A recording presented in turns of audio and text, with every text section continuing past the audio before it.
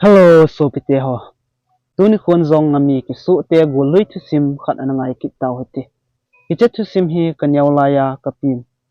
Ein ha sei pi loi ta thu sim khat ana hi ji. Kapi chu mar ho hin mau rong te tin ein sei pi ji e. Ei pa wa hi ipiti ki ko ham ka thim pun. Nunga nu min hi mau rong tia in sei jeng diu him ti. Chule anu no chanu min hi ka gyal do thei ta pun. Ji chun ei hon sangi tin anamin wokit jemo hiti hiche thu sim hi ngainom ta le lungsit ta hi ji in lunglut ta a chaina change anangai din amasa penin ikiti move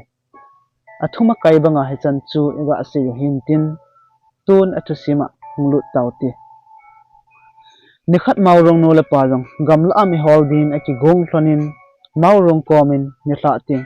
an phaten na honin keini kong vai ge thon mai the hi tin amani jong aki pat do thon tai gammang la achun king don le don pa ti ho hol tonin amani jong ni tha lamin ahung kile kit ton tan hi ahung thon le go na sata ahung zun vadung tui chu ahung su tai vadung lem gal kai na dia gopum thum ham de ki kan be a ki do hi ji chun tuina sata ahung su kit chu ki chat tle jingi chen maurong pan thakhat a ela ilem khom thelo ding a hin keilem masang ting chuting nangma honglem khit in atin amani jong leichunga chun khat in alem pan thon tai maurong pa chu all te in alem do tan anu honglem kit le leichu ki hot za jeng hi ji chun akicha the in noilanga ti su ma anasat wal ji chun alung ahung wajin a het lo ka in tuila chun akile alut khatai apa in gathun le maurong in an honin apa bo amu phat in aman jong apa komin apa kanola emtin adong pai jing chun apan jong thuta ase ngam lo ji chun nano lui khuwa thil hin so pa ji boy tin azo asejin maurong in anu angai wal a het ji chun thuta ase do pi ngam pui phat som khat zawa jong anu ahung di lo phat in maurong in jong apa chu adong ki in a hil apan avan sop atam ji a sop chai lo lai hin ti tin ase pi ki e khojin ke ja jong anu ahung mong lo phat in maurong chu anu ngajin om thei tapun apa komin hepa khojing jing ta a i ati le tu chan chana kanu jong hung lo lai ham tia avel vela do jing phat in apan jong leya kile atla tuya hung thipa hi ta dan chu asei pi tan hi anu hung vai thun kal chubanga nga lela anu thi thu apa kam cheng nga ko na ga za jing chu alai na walin sen naw bangin maurong chu achutika ka jing tan hi anu angai wal ji le ait wal ji chun zan sot samang jong azal thei tapun naw cha bangin akap jingi in sunga minu amlo phat in sung chu abui the tan thil lo ho jong ong ki wat gam tai nikhat maurong in jong meiti ding atin hil god kai anaki sai ki tai so phat in aman jong apa komin god kai mei khet ki tai thu chu asei pi tan hil apan jong a in komawa sang te ena khun mei ga de jeng in tin hin sole maurong jong thuphalo hilin akipat do in mei de jingin achi tai atun phat in hanu nameju lungsit in me ki de so agatin ahile sanginu chun chance la anan ahin nijin napa to ka chen ding lebu me na ki de thei ding ahi tin in sei pi e so phat in maurong jong apa ko ma hlai zelin hepa sanginun napa to ka chen ding lebu me na ki de thei ding ahi atp e ep ka sei ding hitam tin aga seitan ahile apan jong ain don budin chutia sei mong ahile iba ilo ding ham ki chen pi ding himai tan ti mei chu ga de jing tan tin asol phakit ni maurong in jong mei chu aga de tan azan maman apala sangin no jong ati cheng thon tai iga het diu khat chu sangi pa hi athi ai tan anu hin gen thei ta sangi hi ahin ki wa a ji maurong pa hi mi hat sakap thim ta hi ji a sanginu hin phat sona kona ana de jing sa ai tai mau rongin no hin me ya konin again theina ahong ke pantan anu non su bangin abolin an jingjong awana khamin ani sa ji tapui bu thu tiang jong le mau rong din bu chung khip lai ho le akawam lai ho chu thu pi in ama tanu din aniam lai lai thu pi ji same ngame ki hun ko mo jong le atui lai lai chu achanu din thu pi in atui mo lai lai chu mau rong din thu pi ki ji hitia anun abol gen theji chun mau rong jong agong che che in anghat la jing tai alang khada pa jula lo agi lo ka le sakap dia gam gi jing hi ji chun azile ta te chu ipiti vem ti jong a het pha pi ji pu anu non asu gen theina asan wal phat in mau rong rong a hin nom ta pon ji chun ni khat aman jong keiwang ka hin lo jong om ta pu hitia gen theina tin chang ka thu thu sangin khileng ke din num za tan ti atin anu thina mun lam chu mitli pumin azunin anu thina dila chu choplut a ki tha jing ding tia ki gyal hla a hetai tlasit na mitli lung pumin aman jong anu thina dil lam chu azunin a hile dil kom pha pha din dil sunga konin ngapilin ta khat hongdo in mau rong koma kanau mau rong idia thaseta kap na hin nanu ka hiji ne hin ven ngami ka kisu tai tin hin ho pi e hitia ngami khatin gammang noya ain ho pi jing chu ki chat nan adimin anu hidin ata san thewa apu hiji chun kanu ta ta nahi itik het theding ham tin seitan ahil ngamin jo ka o hi phaten nga jinlang ne hin vel chun hetana ti tin ahin don bot e chophat in maurong in jo ngami o chu phate chan anga jin avetan ahil anu hi chu ahin hedo tai chun anun jong maurong komen boy I atile hibang silaya chu nagop thla jing hitam tin lungdong ta in ahin dong maurong in jong don bot in heno nang na thi phat in kapan sanginu akichen pin ahil sanginun achanu bo ngai lun keiwang evet da tle jing bujong kawana khamin ene sa ji pon atui mo lai lai bo apg to ading zosi ke e to sa in kazolal tim photo na bein hawo in evoki ji tin thil umdan chu mit khilong pumin seitan chule amazong ahin nom ta lo ji a hikomuna chu akithat dia hung ahi dan anu komin aseipi tai hichun anun atlamonin kanaw lungnyaw hin boy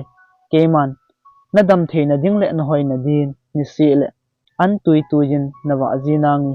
ni sile hikom hin hungjila chun keman an tui ta ta ho na pejing nangi tin dil sunglamin agawa lutwa in bu tui ta le ngame tui ta ki hon chu ahin dop do pi hiti chun maurong jong ni sile nu ngami komin annadin achi jing tan ahil ata sa jong ahong thau che chen ahoi hle jing tai hitia maurong ahong hoi che che a dam thei mela ahong kila chu anunon alung khampi hle en heji chun ni khat achanu koma boy nangla an tui tuya kawa awangin na thau thei him pon I ati le maurong khu hoi che che a tam ni sile hoya chi ji a phat so ta ta hung vai tham den ji ham tuni le nangman ga khul patep in tin achanu chu maurong khul chin din asole hichani kho chun sangin jong gu thimin maurong nung chu azui titan ahil ngamin bu tui ta ta le me tui ta ta pi a ane pet ta chu agamudo atai chaphat in aman jong anu komin maurong nu ngami ki so a achanu hoi ta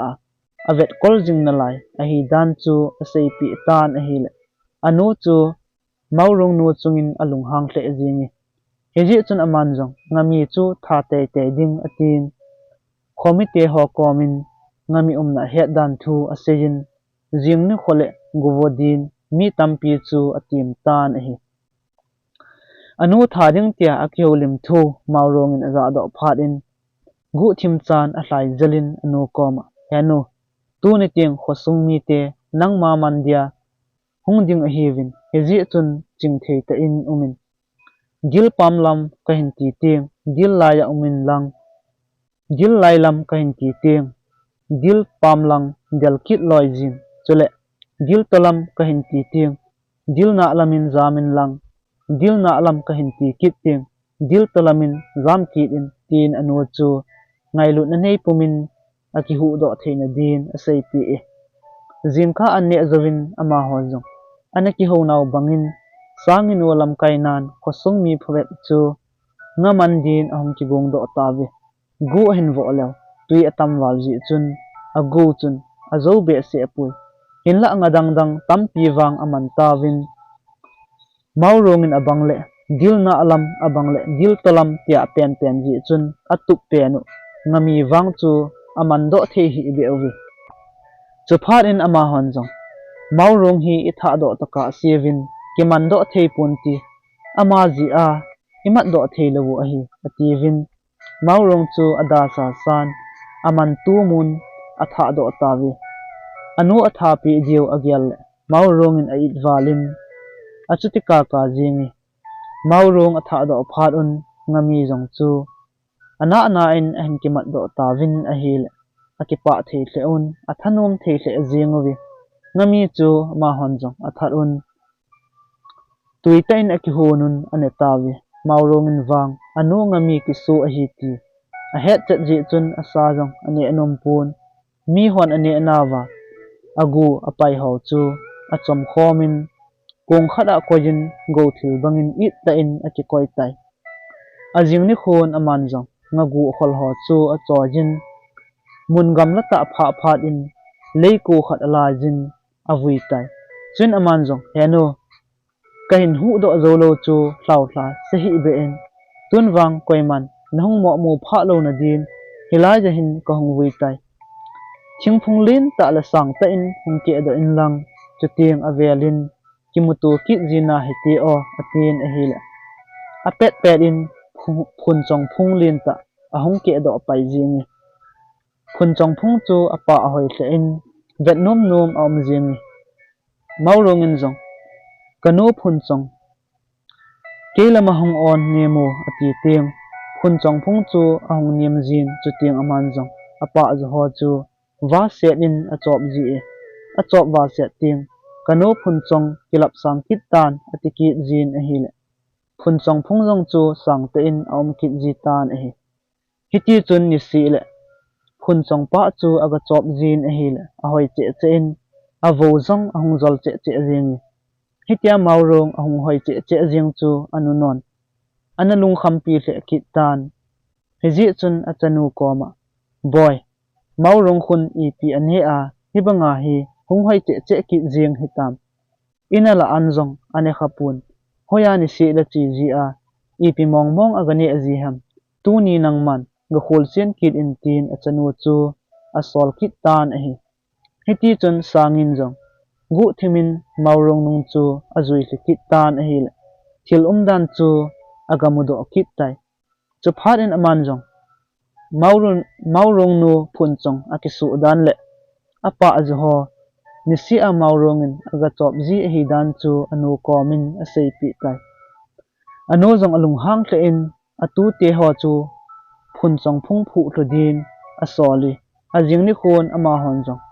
phun chong phung chu aga phu ta win a hi le maurongin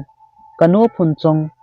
veilamin onin tia abang le zit lamin onin tia asei sei jing ji chun a phu thu thei kit ta pu ve phun chong phung alang to a tu mat nongwa jong a thu thei lo hil phat in ama hon jong maurong ji a hi I phu thu thei lo a hi tivin maurong chu ada sa san aman tu mun gamlata atha amang kit tawi maurong apui do phat un phun chong phung jong a phu thu tawin a hi anu lo phat in kingai na ding le lungap na ding mun anei tapun anu pul do pumin gan thei ta in maurong in khu a hin mang jing tan a hi alang khada pa chula loi nu thu thu a nung jing mi a hi ji chun a he su na le alung gel ho se na ding mun anei zo pui phatlani kho jong ana chal chalin kum tampi ahung chi tan a hi le maurong le sangi jong ahung nu nga atlon tai nikhat anuan zong aza atlon asejin tu kum ilowat naw khu tlang ni ahin tlang khat gela na bol ton ding nga jinti koi zo na pot thor hlona koi khuda muchit ho hoi thei zo em kum tum ting ivet diu ahi atin ahi le sangi chun mauro ngai ma din ama sanga ke ki pot thoa I ti zong le kiza hung hoi zo te hi ding ham atin aki sei phathe ajingi lo hal phat zong hung tlung tan ama hon zong lo chu a hal tawin ahi le tlang khat pa chu aka hoi tle in ahin la tlang khat pa chu aka hoi zo pui anu zong mi phalo milung thim si ahi ji chun a lei phat na lam chu ama chanu apin aka be se lo lang pa chu maurong bol din ape e nikhat aman zong acha te ni chu muchi a hop pi in kol bu chi anget ta san be se lo ho chu maurong apin a hoi cha chu ama chanu apeki ni mai chang mai chule muchi dang ho zong a hop pi in lo lama din acha te ni chu a sol tan ahi maurong chu mi pon tho ta hi ji chun lo athuna konin muchi ho chu gun chu ta in atun aki hambol hle jingi ahin sangi wang chu athase hle in bu sunganom ta in aki zamin khat ve le muchi ho chu aga tu zap in kolbu chi atu mo zong chu ni thla in aki kan kit na lai se di in atlun thon phat in anu koma henu tu ni ke ka ki hambol hle wangin ka u hi lo athuna konin akinop sa hle in amu chi zong atu zo pui chu phat in kolbu chi tu mo zong ni thla in aki kan kit e tin azo anal asehin ama chan pi chu mi aga ango e hichun anun maurong chu ha pho in mi thasi mi chawai nahi ti pele jiding zong hin ki mu zo pu na ti tin a ho si maurong in zong ep sei zong le a phat chum loading a het ji chun thip be chan a umin achunga eng sit na le gimbol na ho chu mitli pumin a thu tunin apang jingi phatlani kho achal jing bangin muchi chiwo ho jong ahunga pantan ahi le maurongin alongin sela at phat si a atho chaijing ahi ji chun alo masu jong ahoi the tle in hinla sangin alo phathe cha ahlongin jinglo ji chun alo ma jong ahoi zo pui nikhat leng pa su ho jong ahungun ahi le sangi chu bu sungin nom ta in anati zami chun ama hon jong ki phalam pumin sang hinga ke ho hi leng pa sol cha te ka hi win ka pu ji ding hola hung kol song ka hi ve ka chi ka wale nawin ka chol hle tawin ka gilujong akil hle tai lungsit ta in na kol bula changmai ho hi nei ne sa tin atawun a hi le sangi chu alung hangin gen thei ta kumthung thatlunga ka hin bui pi a hin nang hon itimo sia ne jeng thei diu ham na za ochalo ham tin asian do tho tan hi chun ama ho jong za ta le thase pumin akipat do kid un a hi le maurong lo bol na thang pa chu anga tlung ki tawi ama hon a ho pi masangun maurongin ama ho a hin mumun hoilang phading ni hiu hitam hung to pa vo tin a khut zap in a hi le khat hon jong ki phalam te in azon lut tawi chun aman jong ama hon jong ahung lo naw aji hole agil kil thudan hau chu maurong kom asei tawin a hi le maurong in jong bu sunganom ta akichol du sa in aman ane adivin kolbula changmai ho chu lo laya aga hol pi in a hi maurong phat na le mel hoina chun lengpa su te lungsang chu lungsung chu alu dim su tan hiji chun ama hon jong lengpa jidin adei sa dan tho chu asei pi tawi chun maurong in jong ki phalam te in adon bot in lengpa ji a hung pan ding chu katha nom thli ipida kada ding ham hinla kanu khu keidia kanu no bo a hitan hitia lengpa to ki chen ding chu gyal thei punti chu sangin ama tanuta ta sangi zo khu ki sei tawin tin adon bot chun khat hon jong adon bot kit un sangin ke holung lai bon lodim zolawa iti lengpa lungde hi zoding ham nang wang leng pan jong na hin de ma jing diu na hin de ma jing ding a hi je tin ama bo leng pa ji dia ade sa thu chu a chu ti se jing ta ve chu phat in maurong in jong a za wa se ki in chu tia ke bo nei de mo ngo a hi a ke bo nei tiu a hi le leng pa lung de ka hi ding a hi mong le hi ti hin bo lo hi ti zan ting kanu komin sangi khu leng pa ji din hung thu mun lang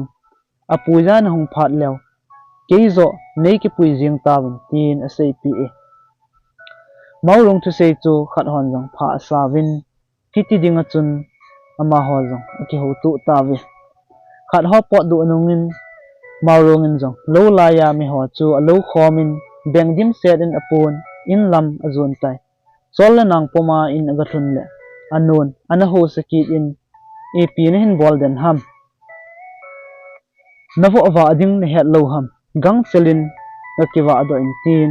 ato jong tun sa man lovin wo an pedin asol ki e anole achanun abol na ho chu mitli pumin athu in kam cheng khat in jong adon bu ji pu akiwai tha naw bangin zanin leng pa sol cha ho jong ahong tawin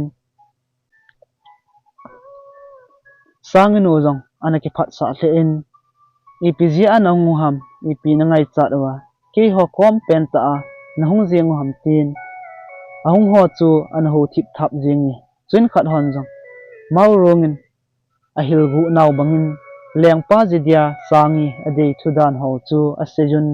a phalpi po po lew leng pan man le mula jong sana le dangka tampi a khum jeng the hi dan chu a sei pi tawi ki che thu aga aza chu ha changpa ki pa nan adinin athanom hle jingi hiti chun ki ho mo na le kinil kalna ina cha amlovin ama ho jong ajing ni khole sangi ki pui ding thei ding chun a ki ho thatawi gyal pha lawa leng pa ta ki chiang dia ahung jing chu sangi jong lungu in akipa hle jingin tu akona kewang leng nu ka hi ding na jong ka to ta lo ding ka du ka ne a ka de la ka ngai cha jo si jong butling sela ka nei the ding a hitai to tim ka loi la ka pai hon jong e hin ot cha diu kilet sa ta hin khu ka man the ding a hitai kewang ka wang a phathle e tin alung gelin azat zat ana gel man jing tan hi ajing jingka in leng pa su hon jong leng nu put na ding tin lopi ta in mizon na thei en siamun achunga pun lopi ta ta jong ain phawi hi chu amu phat in sangi jong atha nom cha in anei cha sunin akije pa thet jingi chun anon maurong komin nanaw nu tu nya pa na leng nu hiding a hitai nangin la jiding jong tu chanin nakimu zo pun khota chan be khu nga tha in lang navo an holding jong hilanga khun hin ki hol pa in tin noi si ta in a hovi maurong jong na to na vonin akivonin anaw nu tha do to goma vo an hol pa ding bangin aki gung do e leng pa su hon jong sangi chu a jong phejun maurong in anungu chu ol ta in azui pe e khosung akhel phat un leng pa su tian jong athil put u chu ha hodin a hot ta win a hi le sangi chu ahong kile thatai chuin ama hon jong gang ta in maurong chu ato do sa un azam pi ta wi abol naw chu sangi jong atla ase the in seiding het lo manin nei de lo lew jong ching ta na na sei mo ham idia hitya hi nei bol ham ke nei ti lo mo ngo a hi le khat ve ina na hung diu phatya ki ho chet phat diu a hi atin akap ni hinla leng pa su ho chun don da da yin jong anei ta pu win thip chenin ada hlamang mai ada hlapai tai tawi in atlun phat in thil umdan ho chu mitlung pumin ano koma a seitan a hele ano jong maurong chungin alung hang the jing chen achanu chu athlamonin boy almo hi ben maurong in nangna bol na sanga kho azo a keman khat vele ka hin le thu tho tho ding a hi atin thudang tampi yang asehin alung mun na din athamoni ni thla lamin ama ho jong leng pa kom atlung tawin a hi le leng pan mau rong su mai hlai sil sel amu phat in adei hle jingin asu te chunga ki pa hle jingi aki pa wal wi chun gol nop lo pi ta in abolin salanga ning jeng jungin asu te chu ani khom pi tan hi mau rong chu amel hai gu keu hilovin a fel hle in numei khat hi nan numei na to ho to mo jong anei pui ji chun achunga leng pa jong alung oi selin kadu thu sam kana seiji bang tunin nang ka kimu tai kawang apathe 18 ajinu chungin ki pa thu a seiji mau rong chu leng no din muna ding hi jing ta wangin akinyau sa hle in a hil asu tian jong angai thei tle on lenggam sunga leng no sei se ding mi a umpon a sei phading mi akichu tho jengun a hi migun chu ta hi ji chun mo jing sangin tin leng pa le aloi ho ki von din pon hoi ta a khon pi jin a hi kum phabe pi a chi jing ta wangin anunon mau rong chu angai dam the hing pon iti ta le kabol cha ta dem tin phat le ni khu asim sim jingi ji chun aman jong atu te gul hlang ho khat hi aga kimu pin aza ka chanu mau rong kamu lo na asot hle tan ka ngai hle jing tai minu khat hi nan achunga kabol khil le ka thin lal na zong atamin akoma ngai dam ka ki thum no mi nang ma gol hlang kal jang na hin ga chin lang mau rong khat ve nega ko pi in tin mau rong pui din aga sole chuin atupan jong hin don but in chuti a hil ga chinangi ahim hima mau rong ko ma chu ipiti ka hin sei ding ham tin adongi chuin aman jong don but kit in aza nanon ka ngai vale khat ve be nehung kimu pi te in na koma ngai dam zong ka ki thum no mi ati 18 lang chule nahunga hile wo cha jong ka tha pi ding a hi ati e tin asei negative pi in atin atupa komin aseitan a hile atupan jong ada pi nompon hiji chun ama jong mau rong koma ga chi din aki gung do tai golhang pa jong chi tan a hile a khu akigam lat hle ji chun ni hla lamin bo aga tlung de bi atun phat in lengpa komin ajinu maurong anun akimu pi nom thudan ho chu asei pi in a hil lengpan jong anu hi ji chun aza dan pi nom pun hi ji chun hitia chu anun amu nom wal a hi ta le khat ve hung nan ti ama wang hin sot sa hi un tin awai hlai in sungnum lo ta ana cheng khom hi jong lew kum tampi chi nunga avela ga kimutu kit diu chu agel maurong jong atha num tlein a en ko te adin lengpan a phalpi thillo pi ta ho chu bengdim ser in apon ama jong thanom ta in akipat do tai in aga hlun le anon jong phate chan an ho pin anaki phat sa hle jingi anu no chu lungthim thu ta kyang poma kichim hi ji chun maurongin a he do apon ata san hle jing tan a hi nikhat anon jong a i te a anabol kha lo hil hi wangin akiphat sa hle in maurong koma na sampo pi nge boy atin kyam chunga chun ato pin asam chu apo pi tai chuin aman jong sam thi chu kyam noya aga ale thun hei ha sam thi ka kile sa tai maurong boy nangin galado awa o atin a hil maurong in jong hengi hanu atin thupalo hilin akipat do pai jingi kyam noi chu a khul wal vi in maurong in jong samthi chu a hol do wa thei tapu hije ka la chun anu chu in sunga alut in tuisa a om so la chu a bel puma hin dom do in kema konin maurong chu khotu na begin abu khum tan a hil maurong in jong alal walin athi lo tai maurong lungdam sa chu min amu ding anop lo ji in aman jong achanu chu akovin khopam langa aga sial mangthon tan a hi min maurong la emtia ahin do ko mujong le azo asein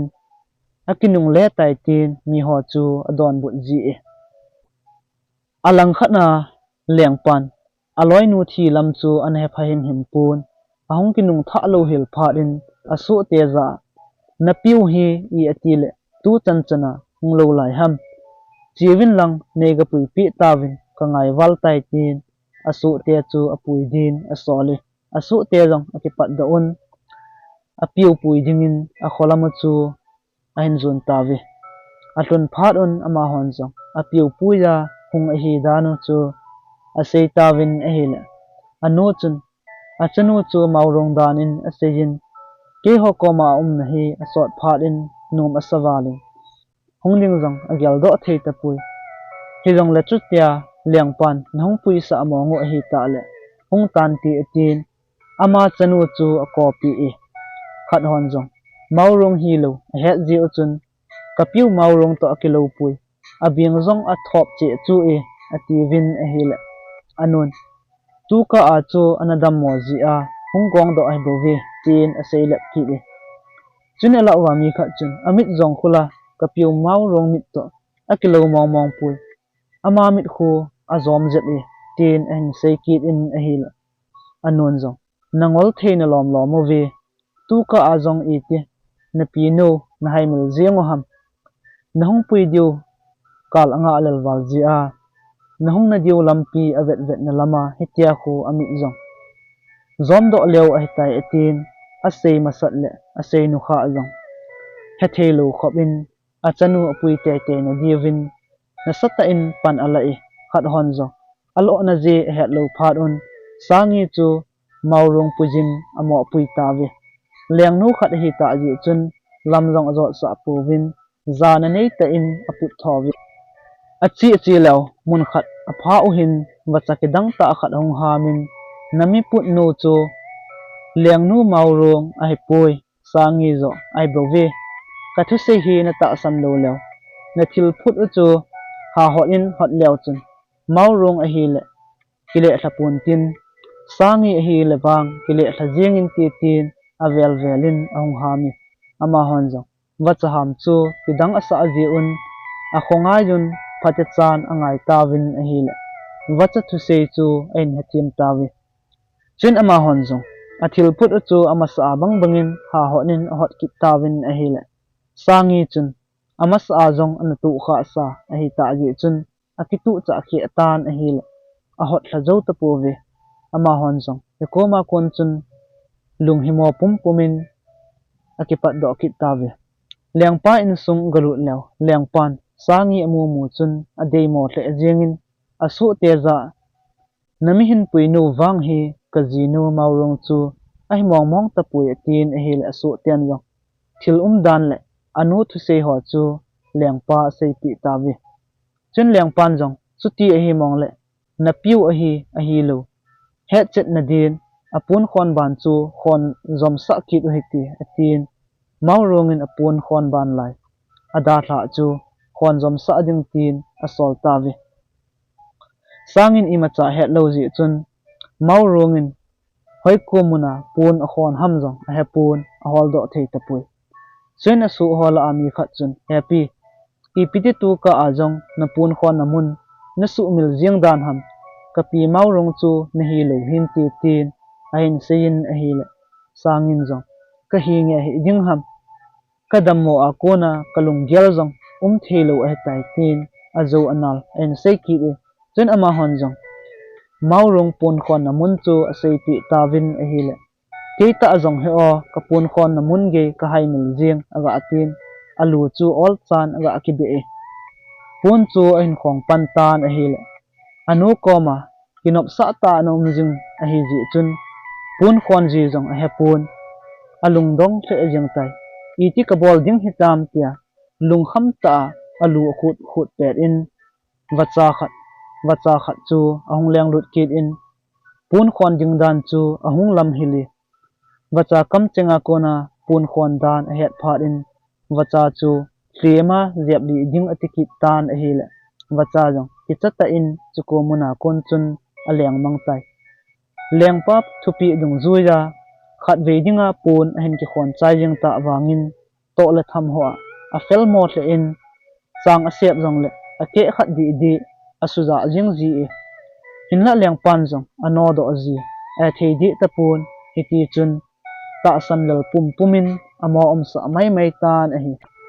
phat sot pi chi zo nungin nikhat leng pa su te jong gamma nga sakap din aga chevin a hi le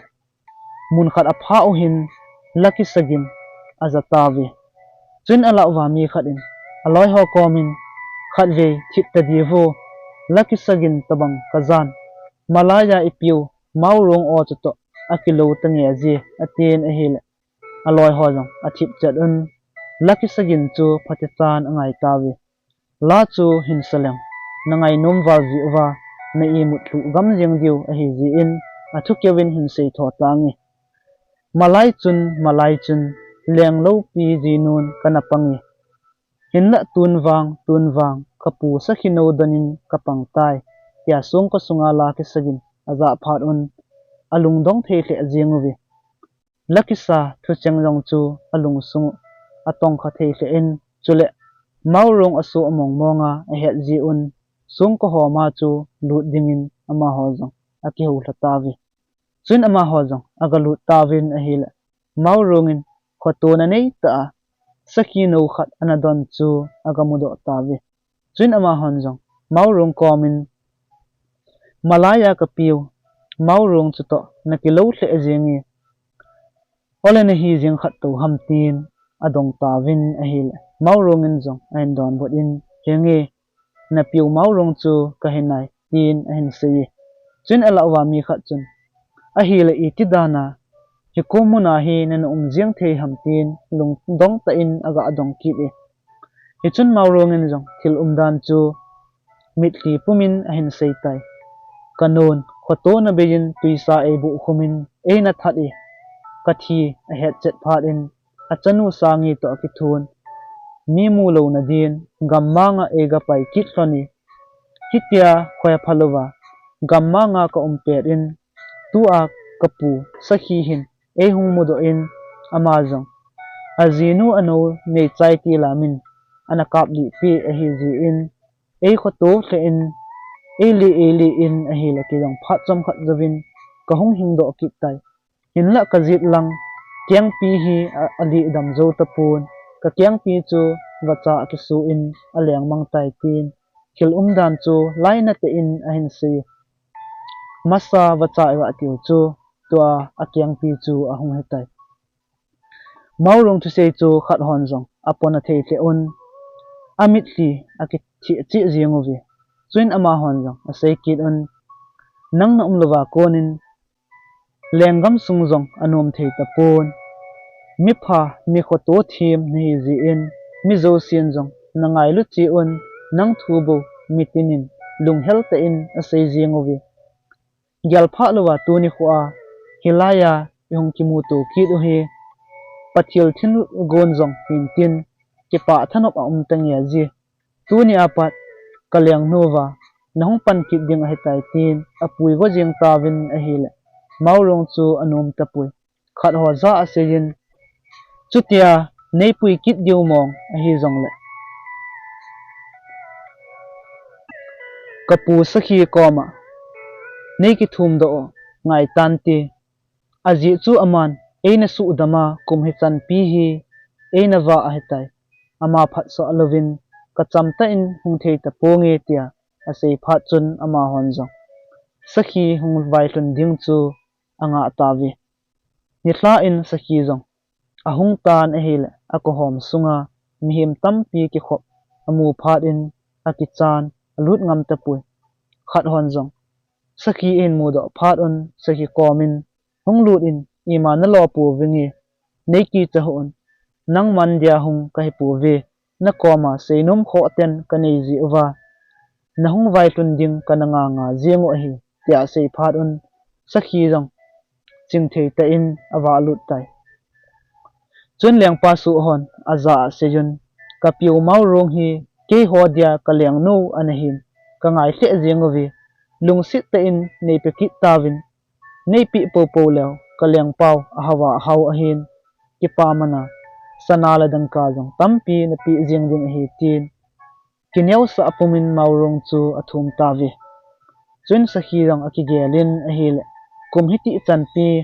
maurong to hong ki wop ta ji chun angai hle jingi hinla ma jong leng gam sunga a cheng a hi ji chun leng pa tla chit ni ding chu a bol pi num pun hi ji chun keiman sana la dang ka ho chu i ma chading ka ti pui kanaw wa na din mot ngun khat le bong noi thei khat nei piwin tia a sei phat chun ama hon jong a thil thum chu a piwin maurong chu ki pa la thanom ta in a hin ki pui ta vi kum sot pi chi zo nunga avela lengpan maurong ta ta nu mel aga amu ki chu a ki pa the jingin hinla sangi ji chun a ki pa na jong a butling zo pui lenggam sunga leng nu ta ta maurong ahong kinung le ki tai ki thu a ki thang su tan a hil mitin chu ki pa nan adimun hinla mi zo si chu sangi chungin alung hang thei hle jingovi lengpa le tola mi tampi ki khomun sangi chu that do tan mi chawai ai bowi tin obem bemin asam yang tawi hiti ho lengpan aga amule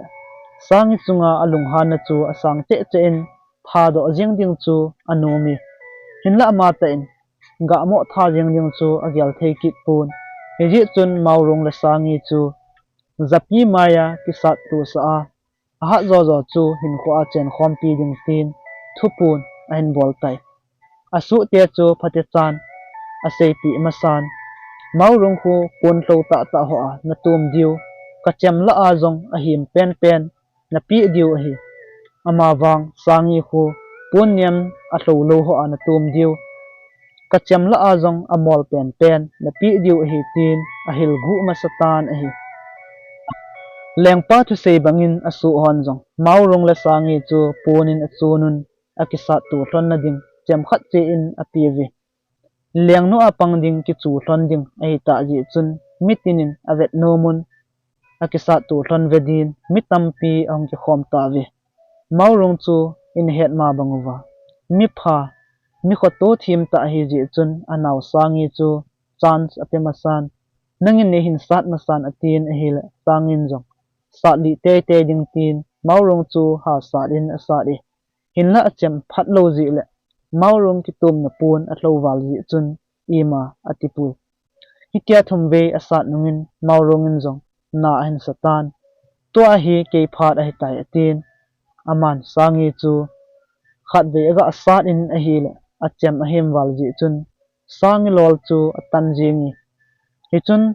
lengpan jong asu te chu thu apin sangi lungdam sa chu avui da un maurong wang chu hin khwa leng nu hitadin zapi ang sunga leng van lo pi ta ta ho chu awan pi un aphung do ta vi hichani a ki pat chun maurong jong anung sang a chi ji tapun leng pa to ki hom tho ta le ki ngai lu ta in a cheng khom thonin